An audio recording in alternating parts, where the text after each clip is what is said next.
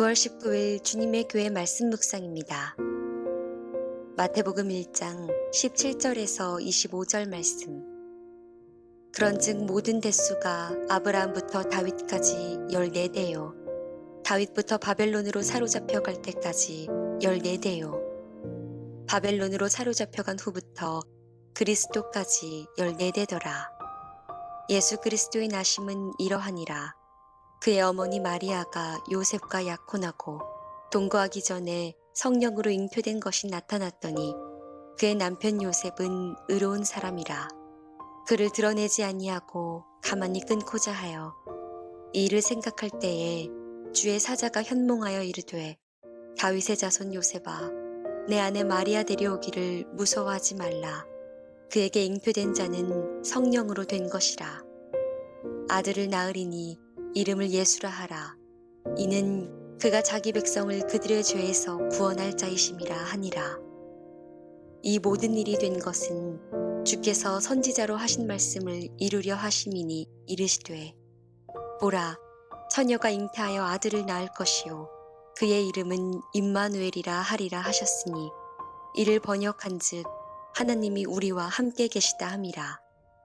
요셉이 잠에서 깨어 일어나 주의 사자의 분부대로 행하여 그의 아내를 데려왔으나 아들을 낳기까지 동침하지 아니하더니 나음에 이름을 예수라 하니라.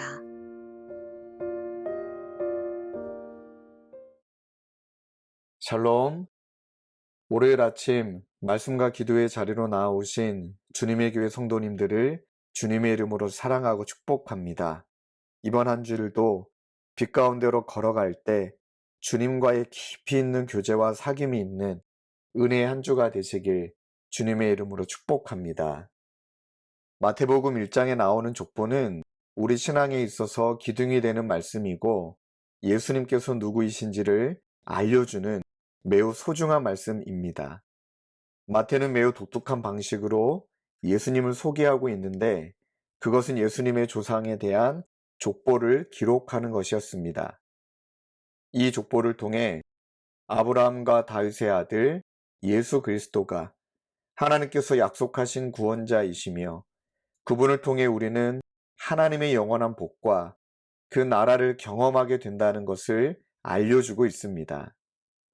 창세기 5장에도 족보가 등장하는데 이 족보는 죽음으로 끝나는 족보이지만 마태복음 1장에 등장하는 족보에는 죽음이 나오지 않습니다.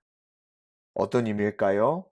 예수 그리스도를 통하여 생명의 역사가 시작되었다는 것입니다. 죽음이 우리에게 영향을 미치지 못한다는 것입니다. 죽어도 사는 부활의 역사가 시작되었다는 것을 알려주고 있는 것입니다. 이 족보에는 하나님의 약속을 따라 장차 오실 예수님을 바라보았던 믿음의 사람들을 통해 수많은 약속을 주신 내용이 포함되어 있습니다. 이 예언의 핵심적인 내용이 첫 번째는 아브라함의 아들로 오셔서 복의 근원이 되신다는 것이고 예언의 두 번째 핵심은 다윗의 자손이 영원한 나라의 왕으로 오신다는 것입니다. 이제 오늘 함께 읽은 본문 말씀을 살펴보겠습니다. 오늘 본문 말씀은 예수님의 출생을 요셉의 관점에서 기록하고 있는데 오늘 본문을 통해 딜레마에 빠진 요셉의 심정이 드러납니다. 먼저 마태복음은 요셉을 의로운 사람이라고 말했습니다. 그러나 요셉은 받아들이기 너무 힘든 일로 인해 괴로워하는데 그 이유는 마리아의 임신 때문이었습니다.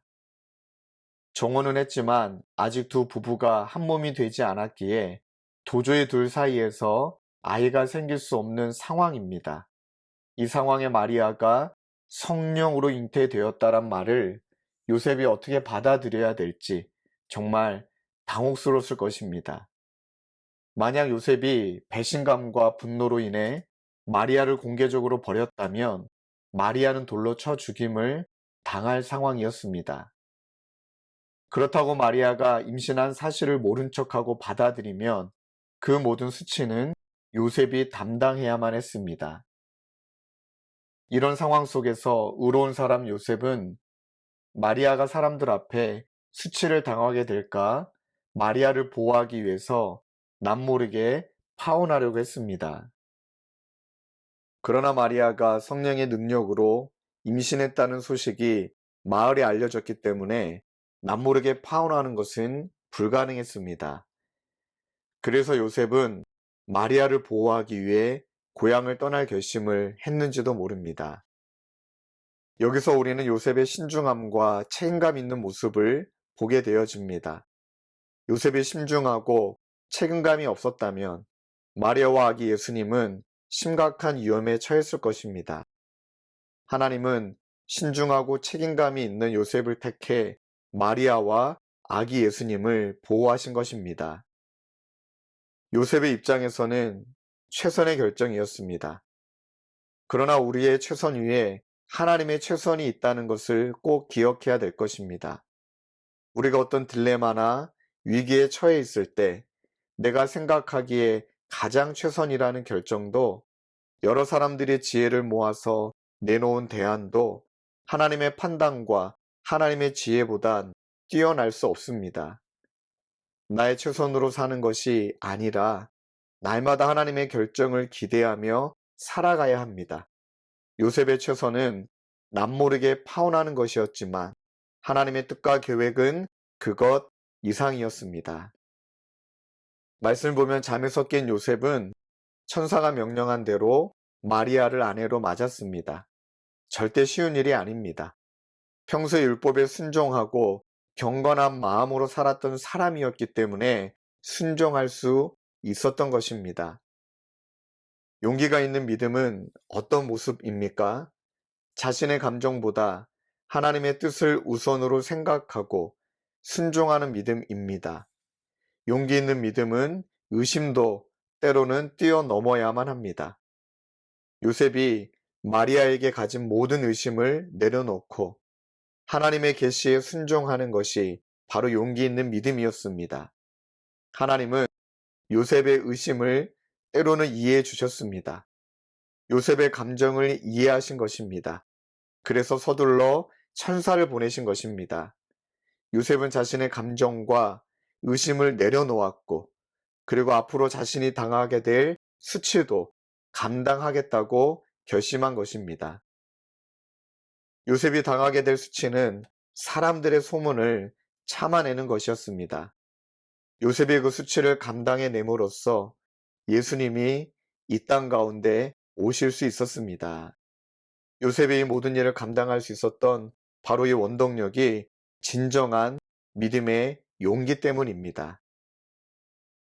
예수님이 이 땅에 오실 수 있었던 것은 믿음의 사람 요셉 때문이고, 예수님은 요셉 덕분에 이 세상에서 안전하게 태어날 수 있었던 것입니다. 여러분, 요셉은 참 멋진 남자입니다. 우리의 믿음에도 요셉처럼 진정한 용기가 필요합니다. 용기 없는 믿음은 진정한 믿음이 아닐 수 있습니다. 자신의 감정을 내려놓을 수 있는 용기, 자신의 의심을 버릴 수 있는 용기, 자신이 겪을 수치나 오해를 감당할 수 있는 용기가 필요합니다. 요셉이 직업을 가지고 있었기 때문에 그들이 나사렛에 살았다면 얼마나 행복하고 달콤한 신혼생활을 보냈을까요? 그런데 지금 상황은 요셉이 꿈꾸던 신혼생활이 아니었습니다.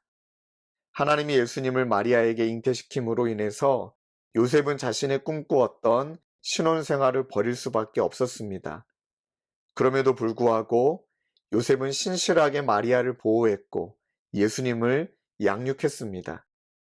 예수님은 요셉을 본받아 옥수일과 율법을 잘 아는 신실한 사람으로 양육되었습니다. 사랑하는 성도님들, 우리에게도 요셉처럼 용기 있는 믿음이 필요합니다. 사람들의 비난과 오해를 뛰어넘어 하나님의 뜻에 순종하는 용기가 필요합니다. 감정과 의심을 넘어서 하나님의 뜻에 순종할 줄 아는 믿음이 생길 때 예수 그리스도가 수많은 사람들에게 증거되는 일에 우리 모두가 쓰임받게 될 것입니다. 함께 기도하겠습니다. 하늘의 영광을 버리고 이 땅에 오신 예수님, 예수님을 육신의 아버지로 맞이했던 요셉의 믿음을 보았습니다. 우리에게도 삶 속에서 하나님의 뜻과 계시 앞에 순종할 수 있는 용기, 이 용기 있는 믿음을 주시옵소서. 때로는 감정이 용납하지 못할지라도, 이해되지 않은 일이 있다 할지라도, 사람들이 오해할지라도 하나님의 뜻 앞에 순종하며 내려놓는 용기를 주시옵소서. 감사드리며 예수님의 이름으로 기도드립니다. 아멘. 오늘도 말씀을 붙들고 여러분들의 기도 제목을 가지고 그리고 주님의 교회를 위하여서 뜨겁게 기도하는 자리로 나아가시겠습니다. 기도하겠습니다.